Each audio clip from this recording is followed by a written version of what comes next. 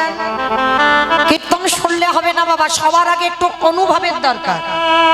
আর অনুভব যদি করতে না পেরেছে কীর্তন গাওয়া বা শোনা দুটোই বৃথা হয়ে যায়। তাহলে যতজন ভক্তবৃন্দ বসে আছেন, দাঁড়িয়ে আছেন, আমি কীর্তনী আমার সম্প্রদায়, প্রত্যেককে অনুভব করতে হবে এই যে আমাদের শেষের দিনে হরিনাম ছাড়া গতি নাই। এই যে আমরা সবাই বলে যাচ্ছি, সবাই শুনছি, একটু মিলিয়ে দেখেন তো মা, এই কলিযুগে হরিনাম ছাড়া গতি আছে? গতি যদি থাকতো বাবা, যে যত বড় ধনী হোক না কেন, যার যত টাকা থাকুক না কেন, যার যত অর্থ থাকুক না কেন, কেউ যদি সারা জীবনটা দিল্লি বোম্বে কাটিয়ে দেয়, সোনার পালঙ্কে ঘুমায়, কেউ যদি টাকার বিছনা করে ঘুমায়, তবু কিন্তু শেষের দিনে এরা তোমার কেউ আপন নয়। এসেছো একা, তুমি যাবে একা। যেদিন ধরা এসেছিলে তুমি কাউকে সঙ্গে আনো না, আরে যেদিন ধরা থেকে চলে যাবে তুমি কাউকে সঙ্গে নিয়ে যাবে না। তাহলে কিসের জন্য এত আমার আমার কথা? ছেলে আমারে, মেয়ে আমারে, জায়গায় আমারে, জমি আমারে, বৈভব আমারে, বিষয় আমারে, বন্ধু আমার, কিন্তু যতই আমার করো না কেন, একেবারে যদি বাঁশি বেজে যায়, পড়ে থাকবে তোমার সরকারি ক্ষমা। এসেছো একা, তুমি যাবে একা। মায়েরা, শেষের দিনে কেউ যাবে তোমার? যতই বলুক না কেন, আমি তোমায় জীবন দিয়ে ভালোবাসি, আমি তোমার প্রাণ দিয়ে ভালোবাসি, আমি তোমার ছাড়া থাকতে পারি না। যত বলুক না কেন, এত এত ভালোবাসি। যেমন এসেছো একা, তেমন যাবে একা।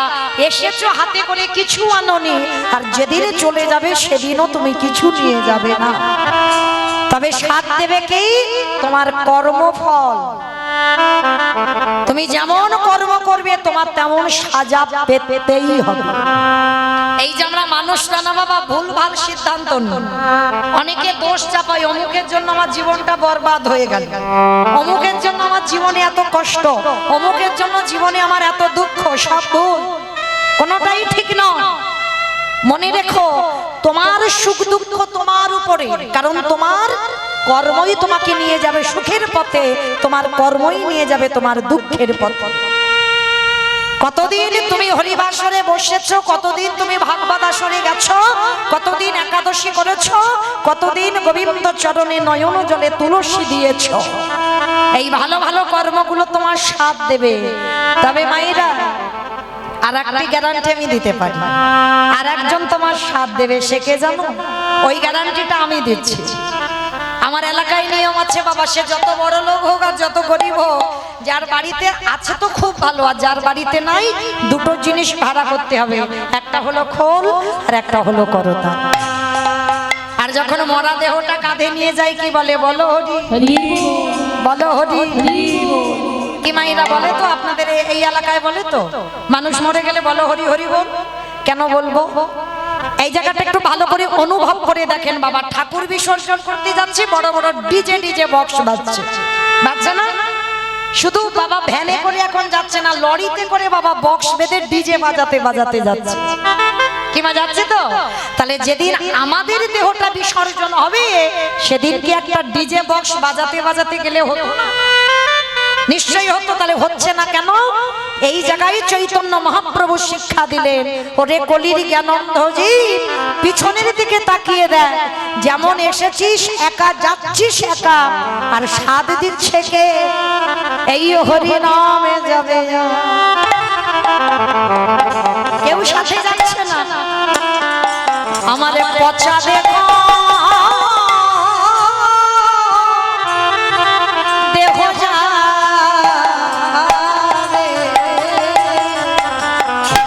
যেদিন তুমি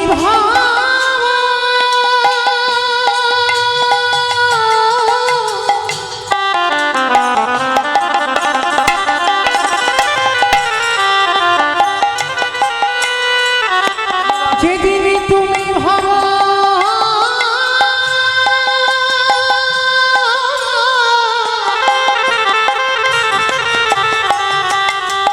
যেদিন তুমি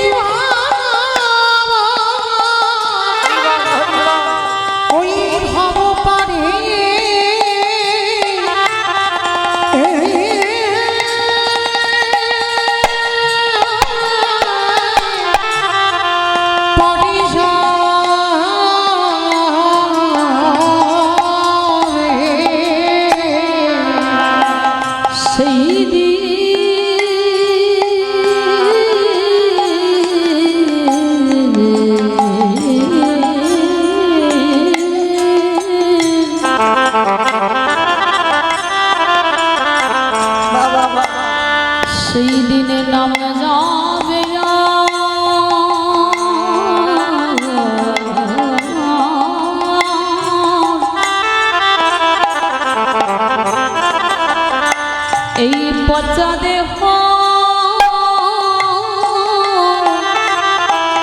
ও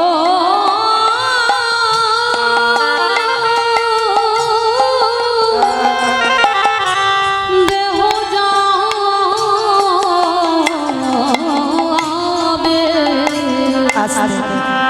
তাহলে মায়েরা ভালো যদি বাঁচতে হয় পৃথিবীতে অন্য কাউকে নয় গো, ভালো যদি বাঁচতে হয় আমার গোবিন্দ চরণ ভালোবাসো। ওই চরণ যদি ভালোবাসতে পারো তবে মা সময় থাকতে থাকতে ভালোবাসতে হবে। শিশুকালে কৃষ্ণ ভজে কৃষ্ণ পাবার আসে, কৃষ্ণ পাবার আসে অগো যৌবন কালে কৃষ্ণ ভজে আসে আসে সেবানা আসে আজ বৃদ্ধ কালে কৃষ্ণ ভজে জমের তার আসে। তাহলে মহাজনেরা কি বলছেন? সময় থাকতে ভজন করতে হবে, সকাল সকাল ভজন করবে। যেমন মায়েরা কুড়ি ফুলে কিন্তু সেবা হয় না। সেবা কি হয়? কুড়ি ফুলে তুমি সেবা দিতে পারবে পারবে না। আবার বাসি ফুল ঝড়া ফুলেও তুমি সেবা দিতে পারবে না, সে ফুল গোবিন্দ সেবায় লাগে না। সেবা দিতে গেলে কোন ফুল লাগে? আজকের ফোঁটা ফুল, সদ্য পুষ্পটিত ফোঁটা ফুল। তার মানে দেহতত্ত্বের দিকে একবার তাকিয়ে দেখে। কুড়ি ফুল হলো আমাদের বাল্যকাল, এই বাল্যকালে ভজন হয়, হরি বল। বাল্যকালে ভজন হবে, ভগবানের সেবা দেবে, কিন্তু সে সেবায় মা তৃপ্তি পাবে না, শান্তি পাবে না, কারণ তুমি তো কিছু বুঝছো না। মানে ভালোবাসায় তৃপ্তি হচ্ছে না। আর বাসি ফুল মানে, ঝরা ফুল মানে বার্ধক্য দশা, চুলগুলো পাক ধরছে একটা দুটো করে, দন্ত পড়ে যাচ্ছে, শরীরে চামড়া আলগা হয়ে যাচ্ছে। আমরা সারাদিন একবারও কৃষ্ণ ভজন করতে পারি। মহাজনেরা বলছেন ওই বার্ধক্য দশায় সেবা হয় না। কি গো মায়েরা, পারবেন? এই যে আমরা হিন্দু ধর্মের আমাদের কত উপবাস, বয়স হয়ে গেলে আমরা পারবো? বহু ভক্তরা বাবা জন্মাষ্টমী উৎসব পালন করি আমরা, কিন্তু এই যে আজকের ব্রত কখন পালন করে? জন্মাষ্টমী উৎসব বহু ভক্ত আমরা পালন করি, কিন্তু আজকে রাধা অষ্টমী কতজন করেছেন একবার হাতটা তোলেন তো দেখি। কেন এই কটা হাত উঠলো কেন? কি গো, রাধা কৃষ্ণ এরা অন্য কেউ নয়, এ তো আমার গোবিন্দের আল্লাদিনী শক্তি। শুধু জগতে জীবকে প্রেম শেখাবার জন্য দুজনে দুটো অঙ্গ ধারণ করেছে। কেন? একা একা প্রেম হয় না, এক সুখ না।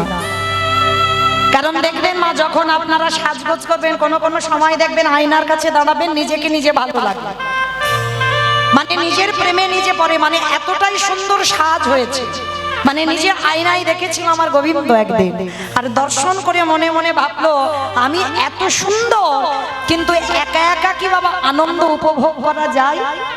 যায়।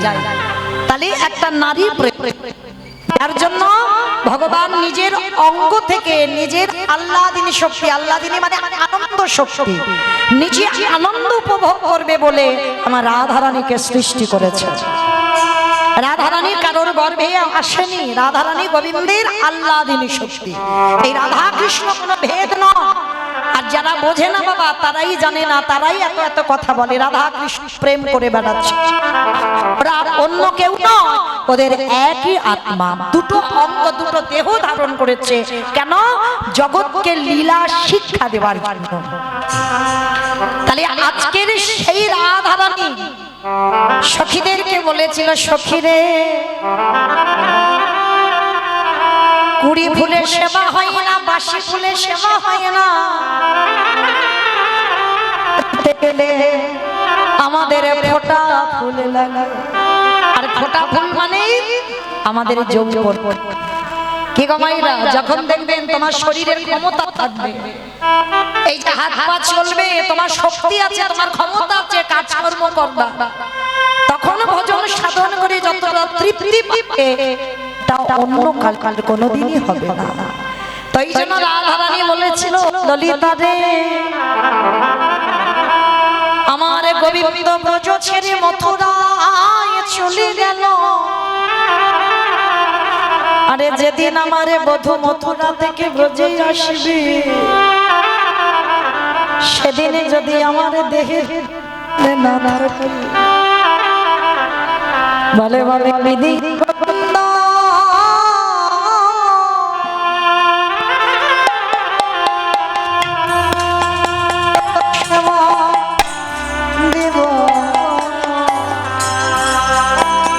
আমার যৌবন যদি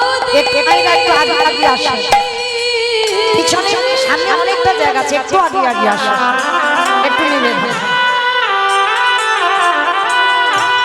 আমার যৌবন যদি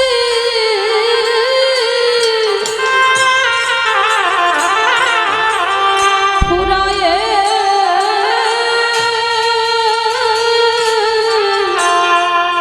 গেল,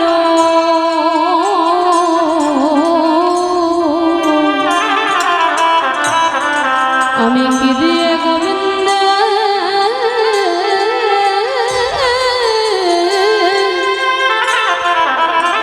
বলে বলে সেবা করিব। ওরে ললিতা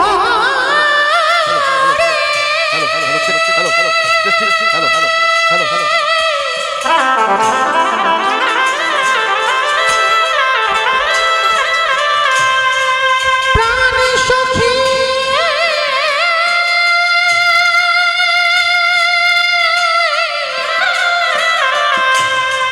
সখী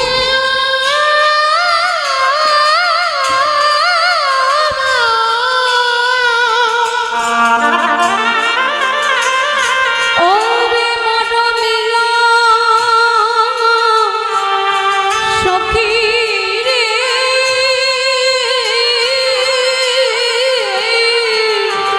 আমারে বধূ যেদিন এই ব্রজে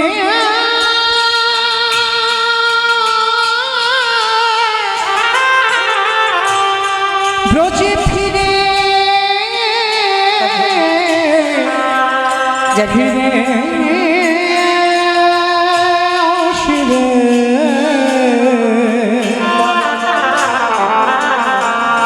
বলে বলে সেদিন কি দিয়ে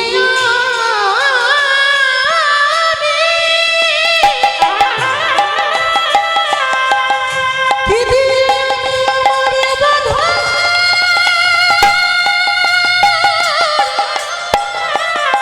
যুগল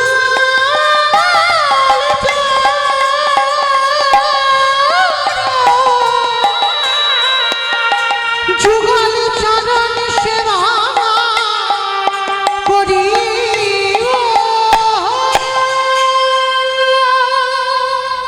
তো চলেন মাইরা, আজকের ভজন করতে হবে সকাল সকাল। তো যাই হোক, আজকের আমরা পূর্ণ লগ্নে সবাই একত্রিত হয়েছি। সবাই মাইরা কিছুক্ষণের জন্য চলে যাব শ্রীধাম নদিয়া নবদ্বীপ ধাম। কি মাইরা সবাই একটু নদিয়ায় যাবেন? তো সবাই যাবেন? তা সবাই যদি যায় তাহলে কীর্তন হবে কাকে নিয়ে? কি গো, কেউ যাব না? সবার দেহগুলো থাকবে এখানে, মনগুলো যাবে সুরধ্বনি গঙ্গার তীর। কেমন? তো চলেন সুরধ্বনি গঙ্গার তীরে গিয়ে দেখবো প্রভু যেদিন আবির্ভূত হয়েছিলেন সেদিনটা সময়টা কেমন ছিল জানো? আজ নদী গা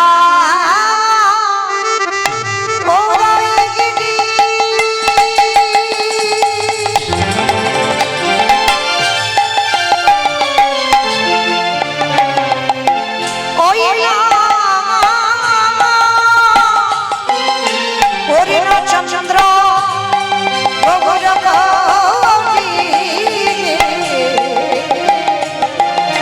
ওই নদীর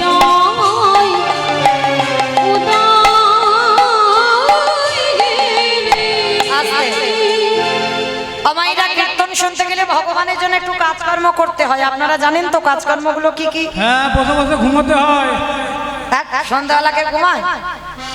ঘুমাতে নেই। কীর্তন শুনতে গেলে তিনটে বস্তু দরকার, শঙ্খধ্বনি, উলুধ্বনি, আর যাদের যাদের হাতগুলো এসেছে। যাদের আসেনি বলবো না, যাদের হাত আছে। কি মায়েরা সবার হাত আছে তো? কই একবার দেখান তো দেখি। নিতাই গৌর প্রেমান। হরি বল হরি বল। বাহ, তা যাদের যাদের হাত আছে একটু উলুধ্বনি বা সন্ধ্যাবেলা। আজ নদী গা ও গাইগিরি আমার বনারি গুনা গুনা গরারি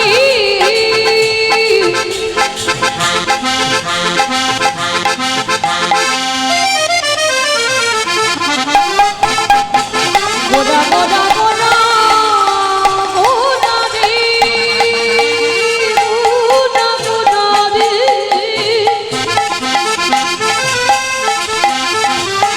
ওই নদীরা চাঁদ গোদা আমার প্রাণের গোদা আজ নদী আই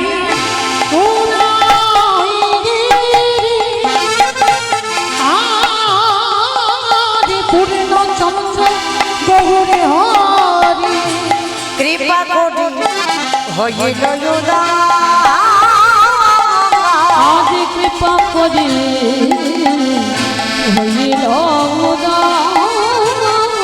আজ কৃপা করে হইল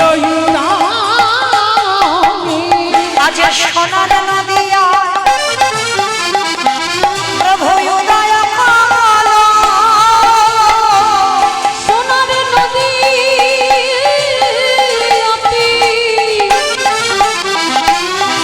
গৌরদাই বলি রাধি দয়া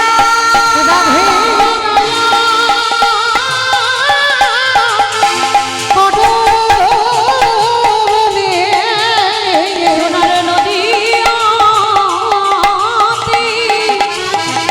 গৌরদাই ওই না কলির জীব উদ্ধার। ওই নদীতে উদয় হলো ওই নদীতে উদয় হলো নদীতে উদয় হলো নদীতে উদয় হলো নদীতে উদয় হলো কৃপা করে হইল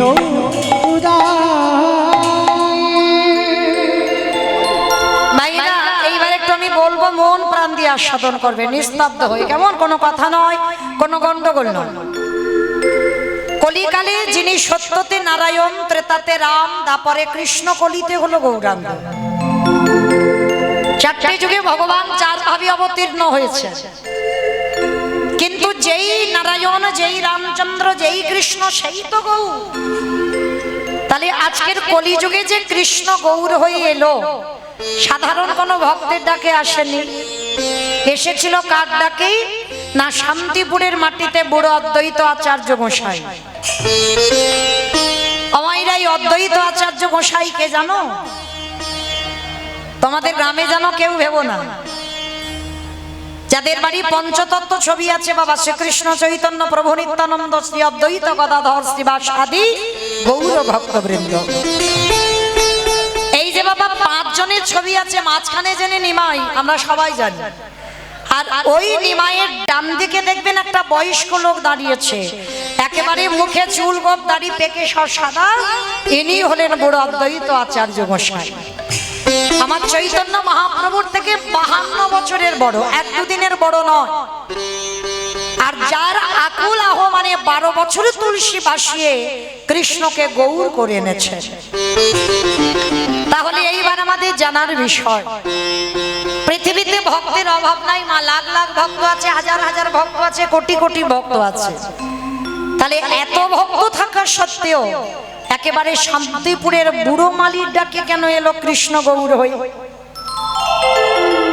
এটাই আজকের আমাদের প্রথম জানতে হবে কিসের জন্য এলো। ওই শান্তিপুরের বুড়ো মালিকটার ডাকে।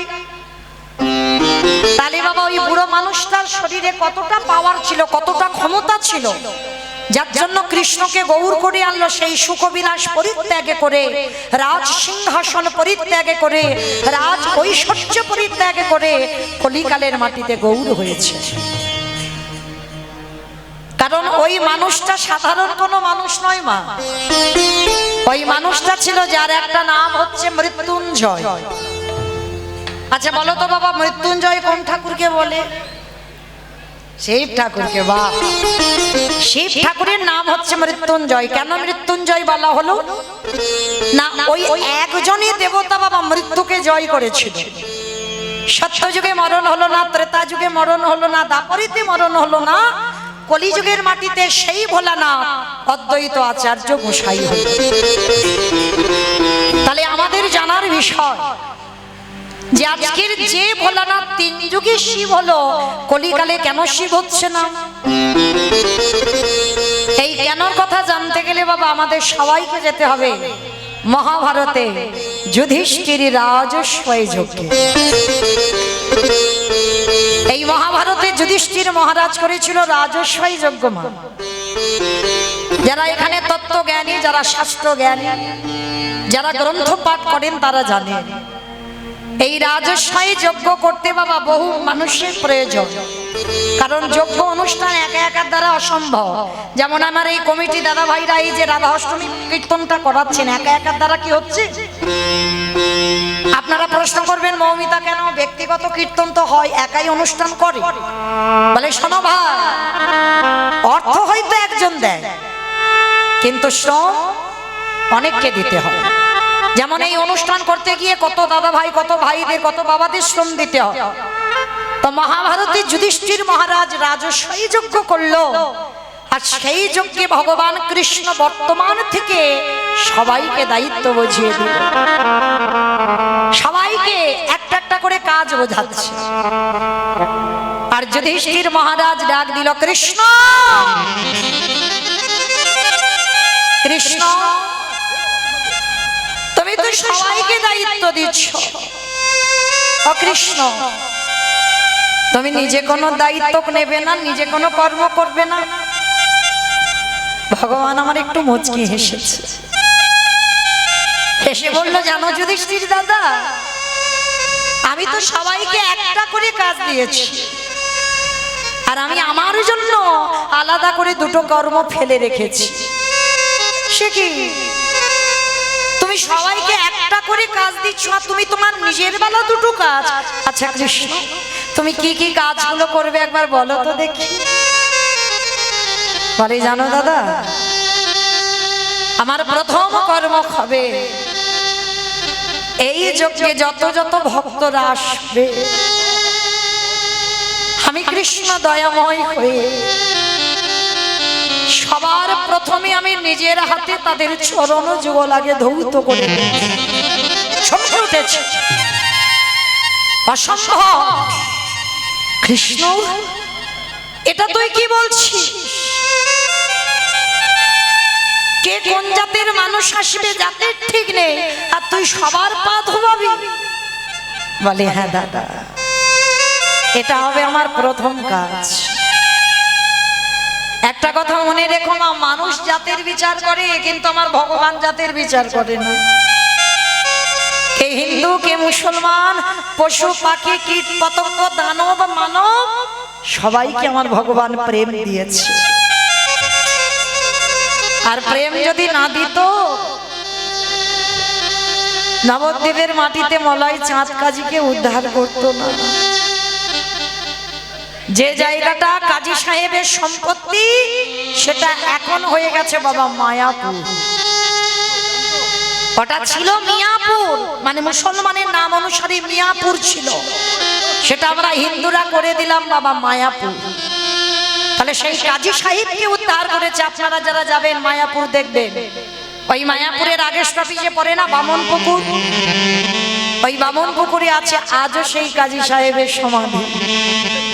ওই মুসলমান, বিধর্মী মুসলমান কাজী কি করেছিল? হিন্দুদের হরিনামে বাধা দিত। যেখানে যেখানে হরিনাম হবে, যেখানে যেখানে কৃষ্ণ নাম হবে, খোল করতাল গিয়ে ভেঙে গুড়িয়ে দিত। করতালগুলো নিয়ে সুরধ্বনি গঙ্গায় ভাসিয়ে দিত, খোলগুলো লাঠি দিয়ে ভেঙে দিত। সবাই কি আমার নিমাইয়ের কাছে নালিশ জানালো। আর আমার ভগবান তো কোনোদিন রেগে যায় না। সবাইকে বোঝালো তোমরা শান্ত হও, আমি দেখছি কি করা যায়। পরের দিন কাজী সাহেব ঘুমিয়ে আছে বাবা। আর ভগবান কি করেছিল জানো? দেহটা মানুষ আর মুখটা পশু। বলো তো কোন ঠাকুর? দেহটা মানুষ আর মুখটা পশু। গণেশ ঠাকুর। বলে গণেশ ঠাকুর। মন্দ বলেনি, মানে ভেবেই বলেছে। কিন্তু আমি যেটা বলছি বাবা, এটা নৃসিংহদেব। দেহটা মানুষ আর মুখটা পশুর মতো। তো এসে কাজী সাহেবের গলাটা টেপে ধরে বলে উঠলেন, শোনো কাজী, তুমি যখন ওই হিন্দুদের হরি নামে বাধা দিয়েছ, হিন্দুদের কৃষ্ণ নামে যখন বাধা দিয়েছ, আজকে থেকে আমি তোমাকে সময় দিলাম 1 মাস। 1 মাসের মধ্যে আমি নিজের হাতে তোমার এই রকম দিনে তোমার প্রাণ নিতে আসবো। আর যখনই স্বপ্নটা দেখেছে বাবা, ভোরের বেলা কাজী সাহেব উঠে ছুটেছে নিমাইয়ের কাছে। আছাড় খেয়ে বলল নিমাইয়ের চরণে, নিমাই, আমি বড় ভুল করেছি বাবা, আমি বড় অপরাধ করেছি, আমায় ক্ষমা করে দে। যেই না চরণে লুটিয়ে ভগবান তো মুসলমান বলে পা দিয়ে ঠেলে দেয়। কোলে করে হৃদয়ে জড়িয়ে ধরেছে কাজী। যে আমারে চাই তারই আমি চাই, আর যে আমারে না চাই তারই আমি না চাই। আমার জন্য কেউ যদি এতটুকু ভাবে, আমি তার জন্য বিশাল কিছু পারি। যদি একটু জলে ডুব দেয়, আমি ভগবান তার জন্য সম্পূর্ণ জলে ডুবে বসে থাকি। তবে আমার চরণে আত্মসমর্পণটা করতে হবে। আর কাজী সাহেব সমর্পণ করলো বলে বিধর্মী মুসলমানেরা কি করেছিল জানো? কাজী সাহেবকে এক ঘরে করে দিয়েছিল। বলেছিল কাজী সাহেব যখন হিন্দুদের হরিনামে যোগ দিল, তাহলে ওই কাজীকে, ওই কাজীর মৃত্যুর সময় আমরা কেউ ওর মুখে জল দিতে যাব না। আর কাজী যখন মরে যাবে, কাজীর দেহটা নিয়ে কেউ আমরা কবরস্থানে নিয়ে যাব না।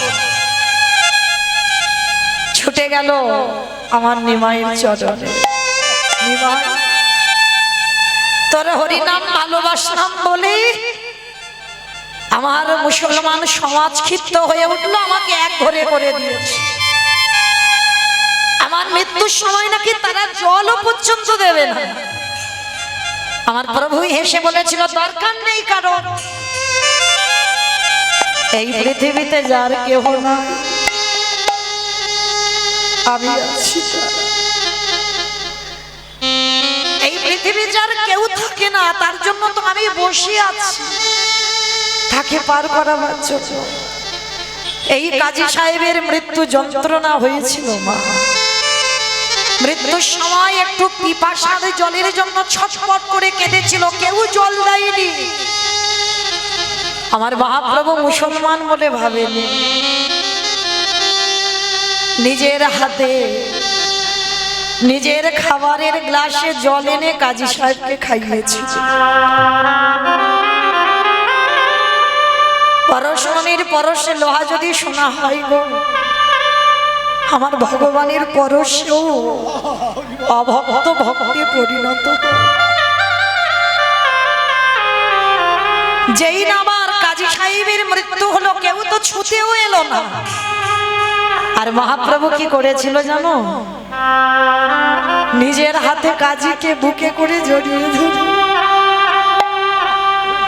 মুসলমান বলে ঘৃণা করেনি,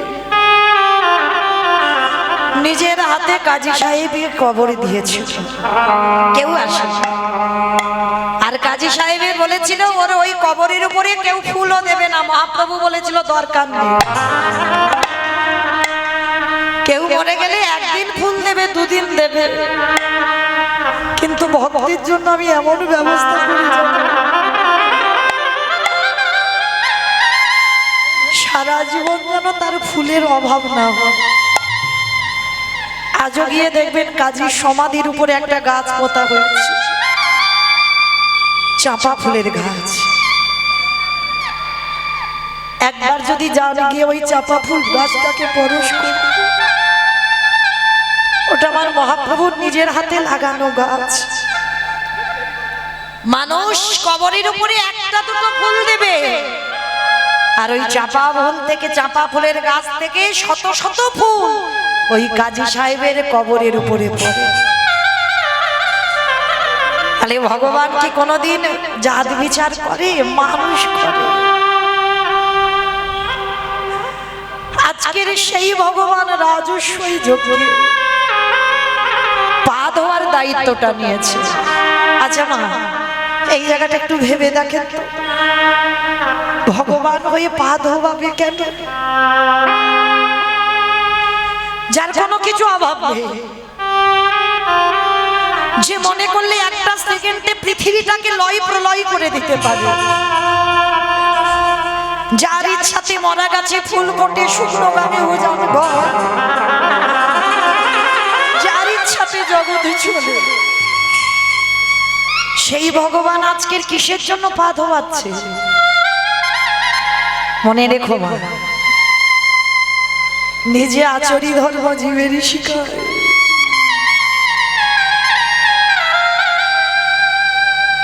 নিজে না করলে ধর্ম জীবকে শিখানো যায়।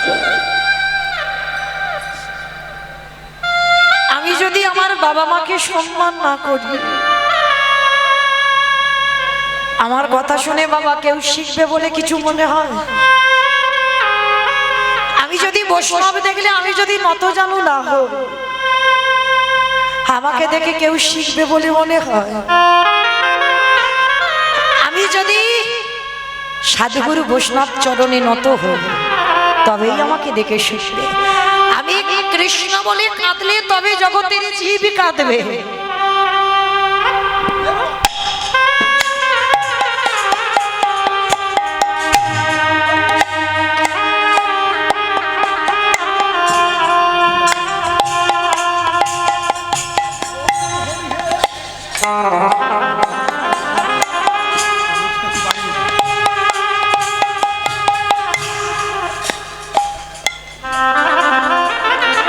যারা শিক্ষা জায়গায় দাঁড়ায় বাবা, তাদের হৃদয়ে যদি প্রেম না থাকে, তাদের হৃদয়ে যদি ভক্তি না থাকে, তাহলে তাদেরকে দেখে শিক্ষা হবে বলে মনে হয়?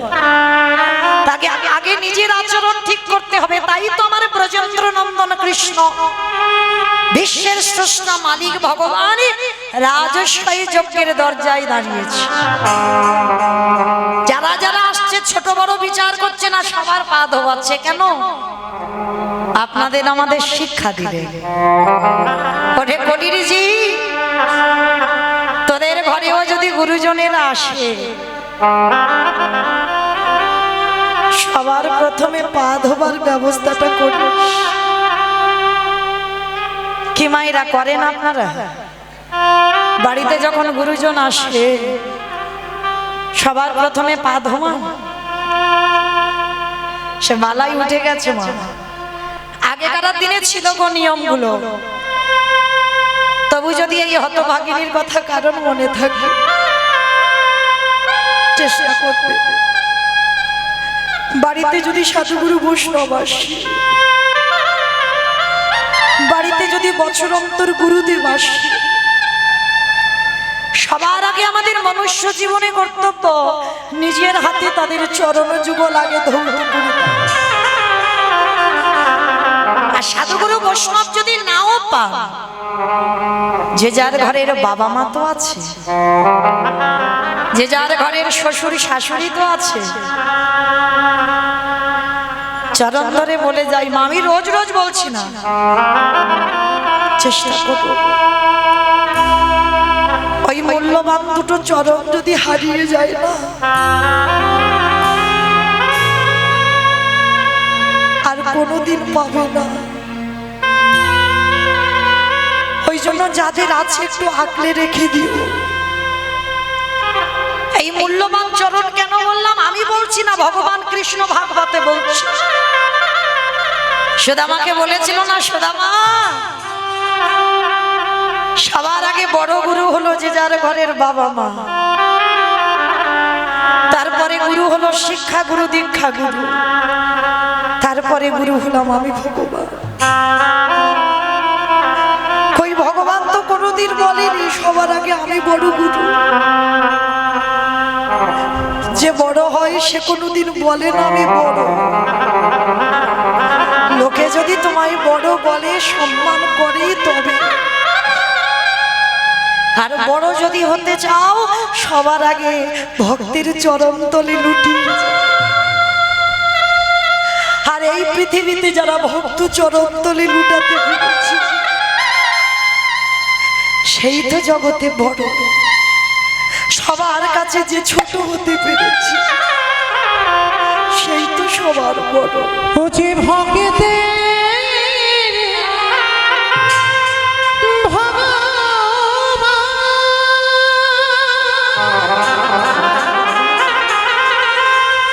ও যে ভক্ত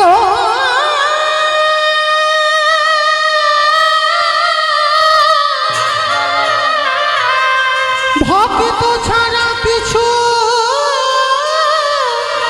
জানে না,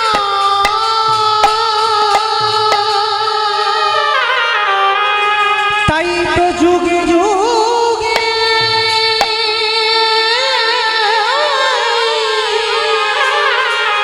ও যে ভক্তের কাছে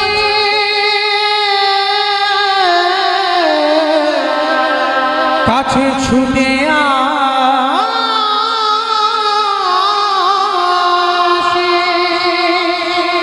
যেই না যুধিষ্ঠির মহারাজ দেখছে কৃষ্ণ ভক্তদের পা ধোয়াচ্ছে, সে তো পা ধোয়ানো না, আর একটা কাজ করেছিল। কি কাজ জানো? যারা যারা যজ্ঞে প্রসাদ পেয়েছিল, কৃষ্ণ দয়াময় আমার নিজের হাতে এঁঠো পাতাগুলো ফেলেছি। শুধু এঁঠো পাতা ফেলেনি বাবা, ভক্তরা যখন ওই প্রসাদ পাচ্ছিল, ওই ভক্তরা প্রসাদ পেয়ে একটু করে তো এঁঠো লেগে আছে, আর কৃষ্ণ আমার একটু করে এঁঠো নিয়ে আজকে সারা গায়ে মাখছে। যুধিষ্ঠির পিছন থেকে দেখে বলল, কৃষ্ণ কৃষ্ণ, এটা তুই কি করছিস? এরা কে, কোন জাতের মানুষ এসেছে ঠিক নেই, আর যারা যারা আসছে তুই সবার পা ধোয়াচ্ছিস, মেনে নেওয়া যায়। ওদের এঁঠোগুলো পরিষ্কার করছিস, মেনে নেওয়া যায়। ওই এঁঠোগুলো তুই গায়ে মাখছিস কেন কৃষ্ণ? যেই না বলেছে এঁঠোগুলো গায়ে মাখছিস কেন, ভগবান কেঁদে বললেন, দাদা গো, এই জগতের সংসার মাঝে জগতে কেউ যদি পাপ করে, সেই পাপের বিচার আমি করি। কিন্তু আমি যে হলাম মহাপাপী, আমার মতো পাপী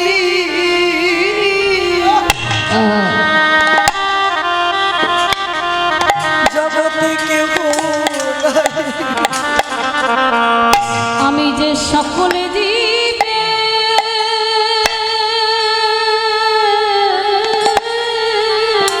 নিতাই হরি বল হরি বল হরি বল। আমি যে সকলে জীবে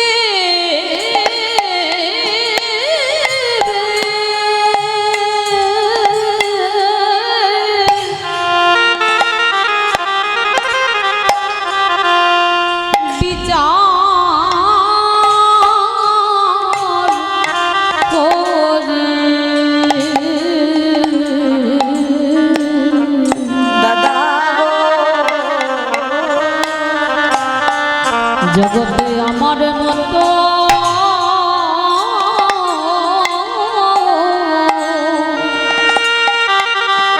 নানা পাপী নাই গো। আস্তে শুধু পাপী নয়, মহাপাপী। তা যুধিষ্ঠির প্রশ্ন করলো, কৃষ্ণ তুমি নিজেকে মহাপাপী বলছো কেন? বলল, দাদা ওগো দাদা,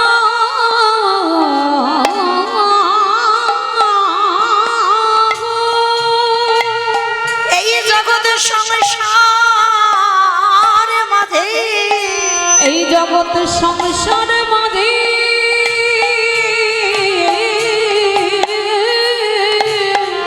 আমি মহাপাপী কেন জানো?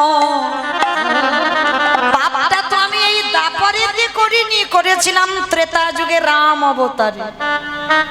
আর রাম অবতারে কি পাপ করেছি? নিজের হাতে রাবণকে হত্যা করেছিলাম। আর রাবণকে হত্যা করে বাবা আমার রঘুপতি রামচন্দ্রের না মাথা থেকে পা পর্যন্ত সব পাপী হয়ে গেল। আর সেই পাপ কবে ধুলো না? যুধিষ্ঠির রাজস্বয় যজ্ঞে। কি মাইরা, তাহলে রাবণকে মেরে রামচন্দ্রের পাপ হলো, সেই পাপটা কৃষ্ণ অবতারে ধৌত করলো। আর যার জন্য যুধিষ্ঠির যজ্ঞে যত যত ভক্তরা দাঁড়িয়ে আছে বাবা, প্রত্যেকে নিজের হাতে চরণ ধোয়াচ্ছে, নিজের হাতে এঁঠো পরিষ্কার করছে, নিজের হাতে ভক্তদের এঁঠো মাখছে। আজকে লক্ষ্য করে দেখেন, সবাই দাঁড়িয়ে আছে, কৃষ্ণ পা ধোবার ব্যবস্থা করেছেন। অগ্নিদেব, পবনদেব, বরুণদেব, ইন্দ্র, ইন্দ্রাণী, ব্রহ্মা, সাবিত্রী, শিব, দুর্গা সব পরপর দাঁড়িয়ে আছে।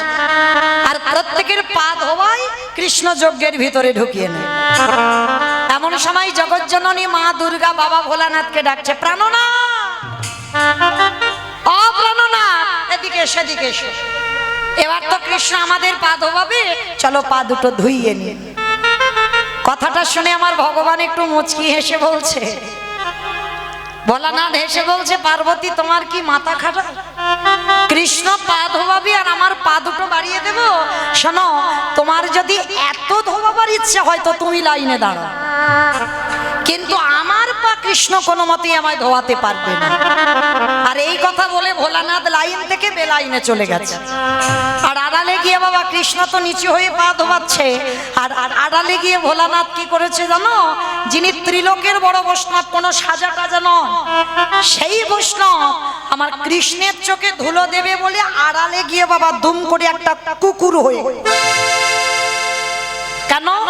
কুকুর হলো বাবা সব থেকে প্রভু ভক্ত। আর যেই না কুকুর হয়েছে, এক পা দুপা করে পিছন থেকে আসছে, কৃষ্ণের পায়ের ফাঁক দিয়ে গলে চলে যাবে। এইবার এক পা দুপা করে এসে বাবা যেই না দেখেছে কৃষ্ণ তো নিচু হয়ে আছে, আর পায়ের মাঝখানটা ফাঁকা মতো দেখেছে, আর ভোলানাথ কুকুর রূপটা ধারণ করি সবে মাত্র মাথাটাকে, আর যেই না মাথাটা দেবা একেবারে দুটো হাঁটু নিয়ে কৃষ্ণ কুকুরের কানের কাছে চেপে। এইবার দেখ কেমন লাগে। আর যেই না কানের কাছে চেপে দিয়েছে, মা কুকুর আর কিছু করতে পারবে? শুধু ক্যাউ ক্যাউ করছে, ছটফট করছে, আর বারবার বলছে, কৃষ্ণ ছেড়ে দে, কৃষ্ণ ছেড়ে দে, কৃষ্ণ ছেড়ে। বলে ছাড়বো বলে ধরি না।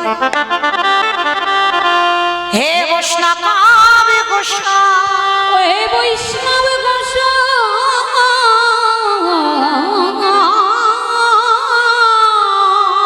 তোমার মতো বৈষ্ণবীর দুটো চরণ ধোয়ালে বোধহয় আমার জীবনে কম হতো। তাই তো কৃপা করে করুণা করে আমার জন্য তুমি আরো এক্সট্রা দুটো জুড়ে দিয়েছো। আমার বুঝতে পেরেছো? মানে শিব ঠাকুরের কটা পা? দুটো পা। আর কুকুরের কটা পা? চারটে পা। ভগবান বলছে তোমার মতো বৈষ্ণবের দুটো পা ধোয়ালে আমার জীবনে কম হতো, ওই জন্য তো তুমি কৃপা করে আমার জন্য আরো এক্সট্রা দুটো জুড়ে চারটে করেছো। এবারে দাহু দাও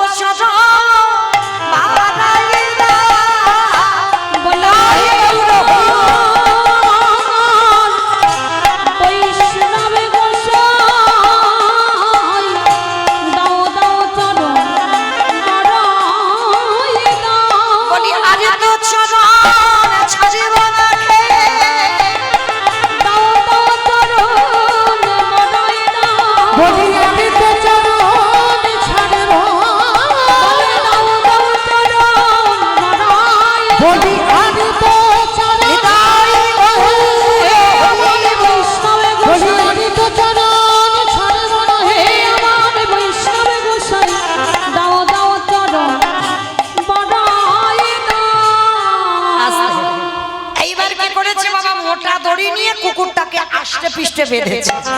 আর কুকুরকে বাঁধলে কি হবে, চারটে পা শুধু ছটফট করছে। এইবার ভগবান কি করেছে বাবা, মোটা দড়ি নিয়ে কুকুরের চারটে পা বেঁধে দিয়েছে। অমাইরা কুকুরের পা বেঁধে দিলে আর কুকুর কিছু করতে পারবে? পারবে না তো। আর যেই না কুকুরের চারটে পা বেঁধে দিল, এইবারে ভগবান কি করে জানো,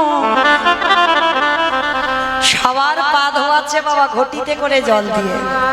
আর এই কুকুরের বেলা কি করেছে জানো, ভগবান পর্যন্ত বৈষ্ণবকে কোন জায়গা দিয়েছে দেখো। আর আমাদের মতো পাপিষ্ঠরা বৈষ্ণবদের পিছনে খুদ ধরে ধরে বেড়ায়, তাই না? কিন্তু মায়েরা খবরদার, পৃথিবীতে সবার কাছে তুমি অপরাধ করো, এমনকি ভগবান বলছে আমার কাছে অপরাধ করো, আমি ক্ষমা করে দেব। কিন্তু পৃথিবীতে যদি কেউ বৈষ্ণব চরণে অপরাধ করে, সেই পাপীকে ওই চপল গোপালের মতো দুর্দশা হবে।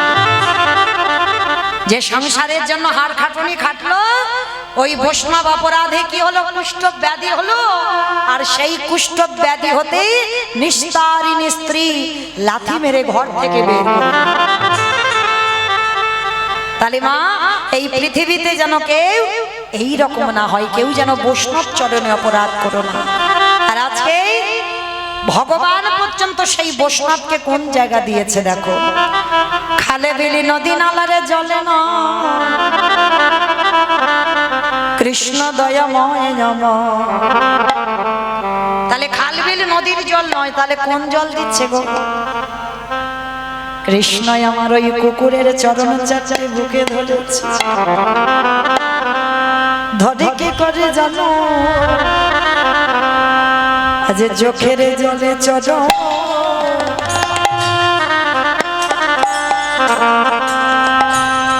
চরণ ধোয়া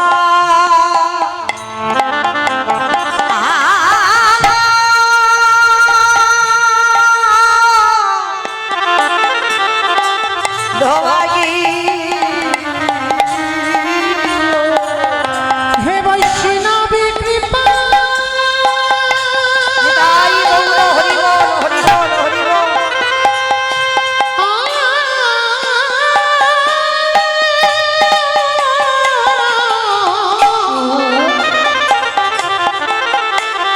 হে বৈষ্ণবী কৃপা,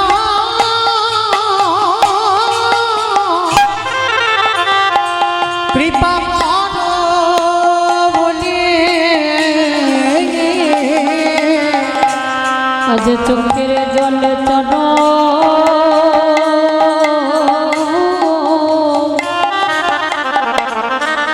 চরণ ধোয়া এলো। আমার ভগবান ওই একটা জায়গায় দুর্বল গো, কোথায় জানো? প্রকৃত ভক্তির চরণে। এই জগতে ভগবান বলেনি আমায় দামি দামি ফলের ডালা দাও, ভগবান বলেনি আমায় দামি দামি রজনীগন্ধার মালা দাও, ভগবান বলেনি আমায় দামি দামি পোশাকে সাজাও। ভগবান ভক্তের কাছে একটাই বস্তু চেয়েছে, ওরে কলির জ্ঞানন্ধজি, এই জগতে 24টা ঘন্টার ভিতর যদি একজন ভক্ত আমার চরণে বসে 5 মিনিটের জন্য, বেশি নয়, একবারে যদি কেউ কৃষ্ণ বলে কাঁদিতে পারে, একবারে যদি বলতে পারে কৃষ্ণ তোমার হলাম বলি, আমারে ভগবানে পৃথিবীর যেখানে থাকুক না কেন, সে যে ভক্তের দ্বারে দ্বারে ছুটে যে জনে কাঁদা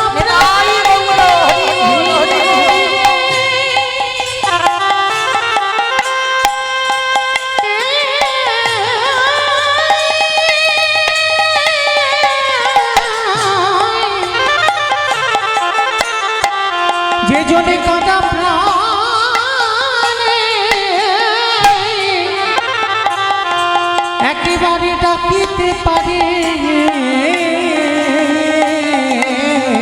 আমি যে তার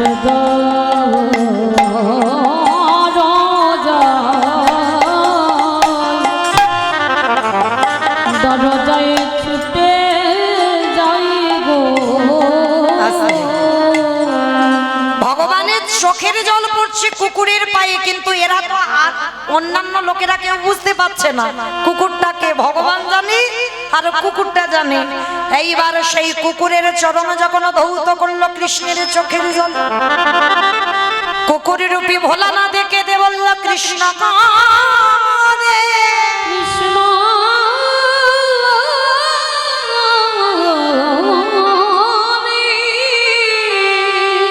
আহত কলিকালে আমি আর শিব হব না। আমাইরা আমার প্রশ্নটা যেটা ছিল সেখানে আবার চলে এলাম। প্রশ্নটা কি ছিল? সত্যতে শিব, ত্রেতাতে শিব, দাপরে শিব, কিন্তু কলিতে শিব নয়। যিনি হয়েছেন অদ্বৈত আচার্য। এই যে আপনারা আমরা ঘটা করে শিব চতুর্দশী করে বাবার মাথায় জল ঢাললাম, শ্রাবণ মাসে একটা মাস জল ঢাললাম, প্রত্যেক সোমবারে 5টা সোমবার হলো জল দিলাম, কিন্তু মনে রেখো বাবা কলিযুগে নয়, বাবা এসেছি অদ্বৈত আচার্য গোসাই হয়ে। কেন? এই কেন এটাই হলো তার কারণ। এই রাজস্বাই যজ্ঞে ভগবানের চোখের জল কুকুরের পায়ে পড়ল, আর কুকুর রূপে ভোলা না দেখে দে বলল কৃষ্ণ আহাগত কলিকালে আমি আর শিব নয়, আমি হব অদ্বৈত আচার্য গোসাই। অদ্বৈত আচার্য গোসাই। আরে তুই আমার কৃষ্ণ নয়, তুই হবি নদিয়ার নিমাই চাঁদ। আসাম তুই যেদিন নিমাই চাঁদ হয়ে আসবি, আমি শান্তিপুর থেকে যেদিন কলিযুগে যাব, ওই নবদ্বীপে তোর সঙ্গে দেখা করতে। তোর থেকে 52 বছরের বড় হয়ে 12 বছর তুলসী ভাসিয়ে তোকে আহ্বান করব। আর করে কি করব জানিস? আজ যেমন তোর চোখের জলে রাজস্বাই যজ্ঞে আমার চরণ ধোয়ালি, আর আমি সেই দিন যেদিন তোর সঙ্গে আমার দেখা হবে, ওরে এমনি করে চাচা ধোয়ালিব যেদিন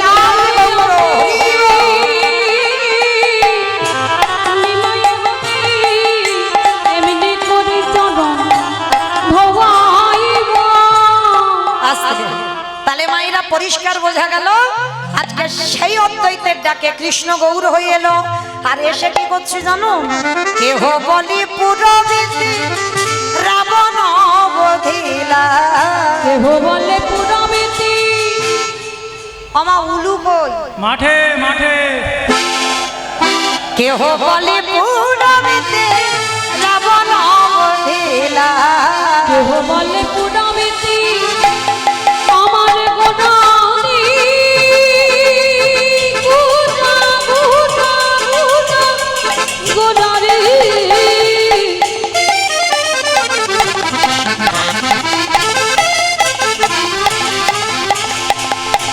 গোদা গোদা গোদা গোদা রে, গোদা গোদা রে।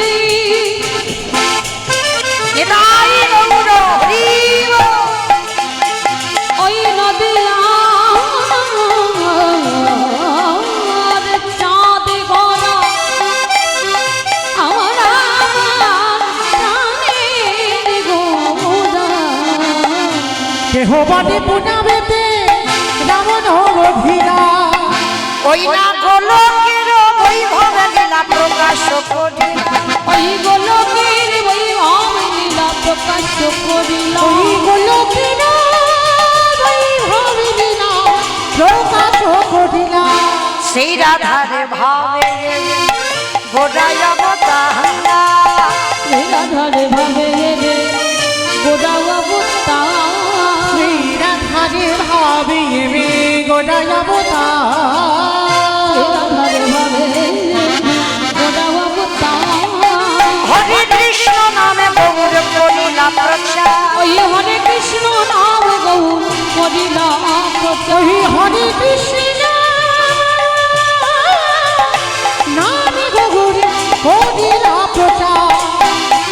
আজ এইবার লীলা প্রকাশ হলো, এইবার লীলা প্রকাশ হলো, এইবার লীলা প্রকাশ হলো, এইবার লীলা প্রকাশ হলো। গোলকের বৈভব লীলা প্রকাশ হলো। ওই গোলকের ওই ভাব লীলা প্রকাশ করিলা। গোলকের বৈভব লীলা প্রকাশ করিলা। বাসুদেব ঘোষ কহে করি জোড়ো হাত, করি জোড়হা। ওগো জেগে গৌর সেই কৃষ্ণ সেই তো জগন্নাথ ওগো সেই তো জগন্নাথ বাসুদেব ঘোষে পাহে এইবারে লীলা প্রকাশ হলো বাসুদেব ঘোষে পাহে এইবারে লীলা প্রকাশ হলো বাসুদেব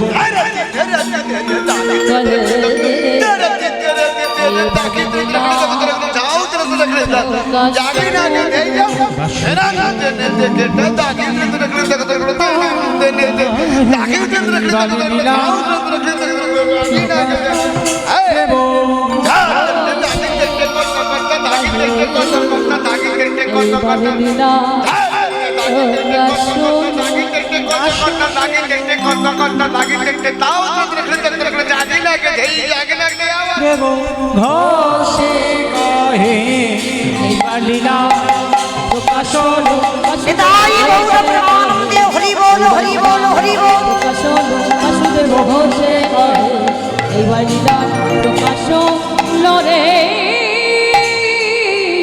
ওগো বাসুদেব ঘোষে কহে। জানি তাই এবার আমরা সবাই চলে যাব মধুময় শ্রীধাম বৃন্দাবন ধাম। তবে মায়েরা তার আগে একটা কথা, সমস্ত ভক্তবৃন্দ চরণে আমার এই রাধা গোবিন্দের মন্দির এখনো পর্যন্ত অসম্পূর্ণ রয়েছে, কিছু কাজ একটু বাকি আছে। তার জন্য আপনাদের মতো ভক্ত চরণে আমার কমিটি ভাইদের দাদা ভাইদের হয়ে আপনাদের চরণে আমার একটা নিবেদন, কারণ এই যে মন্দির নির্মাণের জন্য কেউ যদি কিছু দান করেন, আপনারা জানবেন জগন্নাথ ধাম পুরী ধামে এখন তো বাবা প্রচুর ভিড়, কিন্তু সবাই তো যাচ্ছে বটে, সব ওই পাল্টি খেতেই যাচ্ছে, তাই না? যদি 4টে দিন বাবা পুরীতে থাকে না, একজন ভক্ত ফিরে এলে জিজ্ঞাসা করে দেখো তো, হ্যাঁ রে 4 দিন জগন্নাথ দেখেছিস তো? সেই আসার দিন একটু শেষে জগন্নাথ মন্দির থেকে ঘুরে আসবে, আর তারপরে বাদ বাকি 4টে দিন কিন্তু বাবা সমুদ্রে পাল্টি খেতে ভুলবে না, ওটা খেতেই হবে। কিন্তু জগন্নাথ একদিন অতি কষ্টে দেখবে, এই তো মানুষের ভাবধারা। তো যাই হোক, এই যে মন্দির প্রতিষ্ঠা করেছিলেন কে? ইন্দ্রদম্ন রাজা। ইন্দ্রদম্ন রাজা প্রতিষ্ঠা করেছিল কেন জানো? পূর্ণ সঞ্চয় করবার জন্য। আর পূর্ণ সঞ্চয় যতদিন না হবে ততদিন ইন্দ্রদম্ন রাজা নিঃসন্তানই থাকবে, কোনো বাবালো সম্পদই পাবে না। তাহলে পৃথিবীতে সব থেকে বেশি পূর্ণ সঞ্চয় যদি হয়, সেটা বাবা মন্দির বা দেবালয় প্রতিষ্ঠা করতে হবে। আর এই মন্দির প্রতিষ্ঠার কর্মে যারা আগে আসে, তাদের শুধু এ জন্মে তারা উদ্ধার হবে না, তাদের 21 কুলও উদ্ধার হয়ে যাবে। যারা নরক যন্ত্রণা পাচ্ছে, যারা উদ্ধার হতে পারছে না, তারাও পর্যন্ত উদ্ধার হয়ে যাবে যদি কেউ আমার এই রাধা মাধবের মন্দির কর্মে কিছু দান করে। তো এত ভক্তমণ্ডলী আছেন, সমস্ত ভক্তিমতী মায়ের দাদা ভাই বাবা ঠাকুর যারা আছেন, ভাইরা সবার চরণে আমার একটা প্রার্থনা, আমি চাই যাতে আমার এই মন্দিরটা সম্পূর্ণ হয়ে যায়। পরের বছর যেন মন্দির কমপ্লিট হয়ে আমার রাধা মাধব সেইখানে প্রতিষ্ঠিত পায়। তো তার জন্য আমার এই দাদা ভাই ভাইরা আপনাদের কাছে ভিক্ষার ঝোলা নিয়ে যাচ্ছে। একটা কথা মনে রেখো মা, এরা যে ভিখারি হয়েছে, এরা নিজে পেটে খাবার জন্য নয়, নিজেরা আত্মসাৎ করবে বলে ভিখারি হয়নি। বলেন তো কিসের অভাব? কিছু তো অভাব নাই, তাহলে ভিক্ষা করবে কেন? ভিক্ষা করছে শুধুমাত্র ভগবানের জন্য। তাই আপনাদের কাছে আমার একটা প্রার্থনা, আমার এই ভাইরা দাদা ভাইরা যাচ্ছেন আপনাদের কাছে, যার যেমন সামর্থ্য, যার যেমন ক্ষমতা আছে, আপনারা একটু বেশি বেশি কিছু দেবেন, যাতে আপনাদের দান নিয়ে যেন এই হরিবাসরটা দীর্ঘস্থায়ী হয়, আর আমার মন্দিরে যেন রাধা মাধব প্রতিষ্ঠিত পায়। নিতাই গৌর প্রেমানন্দে হরি বল। আর একটা কথা, যদি কেউ একটু বেশি কিছু পারে, মানে 500,000, যদি 500,000 কেউ দেন, আমার কাছে আসবেন, আমি তার নাম অবশ্যই ঘোষণা করব। কেন মনে রেখো, এই যে ভাইরা ইউটিউব করছে, শুধু এই ইউটিউব কীর্তন শুধু তো আমার এই পশ্চিমবঙ্গে চলছে না, একেবারে বাবা ভারতের বাইরে বাংলাদেশে চলছে, কোচবিহার জলপাইগুড়ি সব জেলায় চলছে। তাহলে যারা এই ক্যামেরা করছে বাবা, এদের সঙ্গে সঙ্গে যারা একটু বেশি কিছু দেবে, মানে 500,000 কেউ যদি মন্দির নির্মাণের জন্য দেন, অন্তত আমার কাছে এসে দেন, অবশ্যই তার নাম আজকের এই রাধা অষ্টমী তিথিতে আমার রাধারানীর চরণে আমি তার নামটা অবশ্যই করে সম্প্রদান করে দেব। অবশ্যই আমার রাধারানী যেন তাকে কৃপা করে। আমি চাইব এতজন ভক্তের মধ্যে কেউ অন্তত আগে আসুক, অন্তত 500,000 টাকা আমার এই মন্দির নির্মাণের জন্য দেওয়ার জন্য।